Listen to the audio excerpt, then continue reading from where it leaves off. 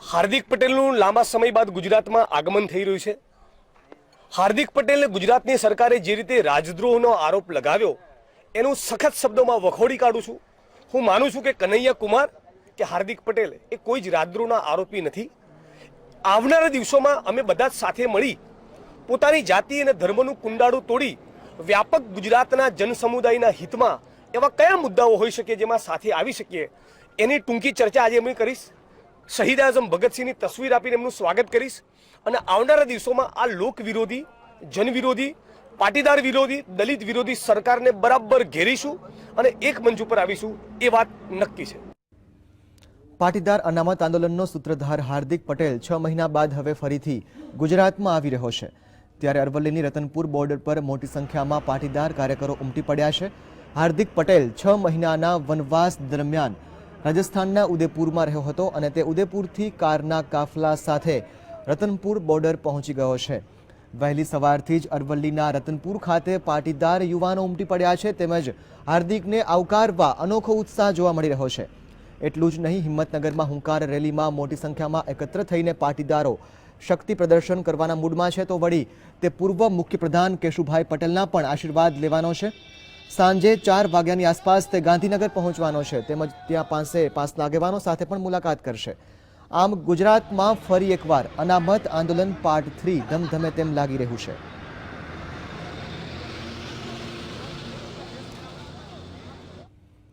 Hardik Patel Gujarat border સુધી આવી પહોંચ્યો છે ત્યારે પાટીદાર સમાજમાં તહેવાર આવ્યો હોય તેવો માહોલ જોવા મળી રહ્યો છે અને પાટીદારો હાર્દિક પટેલના સ્વાગત માટે થનગની રહ્યા છે। શામળાજીના રંગપુર ખાતે મોટી સંખ્યામાં પાટીદારો ઉમટી પડ્યા હતા અને જય સરદાર, જય પાટીદારના અને અનામત લેકે રહેંગેના નારા લગાવ્યા હતા। હાર્દિકભાઈ 6 મહિનાના વનવાસ ભોગવીને જ્યારે ગુજરાતની ધરતી ઉપર આવી રહ્યા છે ત્યારે તમામ ગુજરાતની પાટીદારની માતાઓ બહેનો એમનું ઉમળકાભેર સ્વાગત કરવા જઈ રહ્યા છે અને એના જ ભાગરૂપે ઘણી બધી માતાઓ બહેનોને જાગૃત કરવા માટે અને અમે લોકોએ જે ગામે ગામ 15 દિવસથી સભાઓ લઈએ છીએ એટલે આશા છે કે હાર્દિકભાઈના સ્વાગતમાં ઘણી સંખ્યામાં માતાઓ બહેનો ઉમટી પડશે અને હાર્દિકભાઈને આશીર્વાદ આપશે। એમનું સ્વાગત કરવા માટે લગભગ 5000 ગાડીઓ ઉપરાંત મોટી સંખ્યામાં મોટરસાયકલ સહિતના વાહનો એમનું સ્વાગત કરશે અને 2 વાગે સભા સ્થળે રેલી સ્વરૂપે પહોંચશે ત્યારે લગભગ 1.5 લાખ સંખ્યા ઉપર પણ માણસો આ રેલીમાં ઉપસ્થિત થશે। હિંમતનગર શહેર અને આસપાસના તમામ વિસ્તારોમાં પણ જાણે એક લગ્નની સિઝન હોય, માહોલ હોય, મોટો પ્રસંગ હોય એ રીતે લોકો તૈયારી કરી રહ્યા છે। ખૂબ ખૂબ અભિનંદન આપું છું। બપોરે 2 વાગ્યાના અરસામાં હાર્દિક હિંમતનગરમાં પાટીદાર સમાજવાડીમાં સભા પણ સંબોધશે।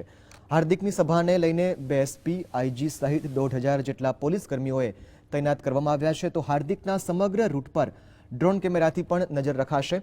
હાર્દિક સાથે આવનારી 5000 ગાડીઓના કાફલા માટે શામળાજી હિંમતનગર વચ્ચે આવેલ ટોલ નાકાને પણ આજે ટોલ ફ્રી કરી દેવામાં આવ્યું છે। ઉલ્લેખનીય છે કે હાર્દિકની સભાને શરતી મંજૂરી આપવામાં આવી છે જેમાં સભા સ્થળે તે ગેટ સુધી માત્ર 5 વાહનો લઈને જઈ શકશે તો સાબરકાંઠા જિલ્લાની હદ પૂરી ન થાય ત્યાં સુધી તેનું રસ્તામાં કોઈ સ્વાગત પણ નહીં કરી શકે। નગર ખાતે જે પાસના અગ્રણીની જાહેર સભાનું જે આયોજન કરવામાં આવ્યું છે એ આયોજનમાં પોલીસ તરફથી અને તંત્ર તરફથી એની ગઈકાલે મંજૂરી આપી દેવામાં આવી છે અને શરતી મંજૂરી આપવામાં આવેલી છે। પોલીસ બંદોબસ્તની આપણે વાત કરીએ તો ટોટલ અહીંયા 3 સિનિયર અધિકારી આઈપીએસ લેવલના અધિકારી છે, એમાં એક આઈજીપી છે, 2 એસપી રેન્ક ઓફિસર છે। સિનિયર અધિકારી અન્યની વાત કરીએ તો અધિકારીઓમાં આશરે 50 જેટલા અધિકારીઓ અને અન્ય ફોર્સની વાત કરીએ તો ટોટલ 1500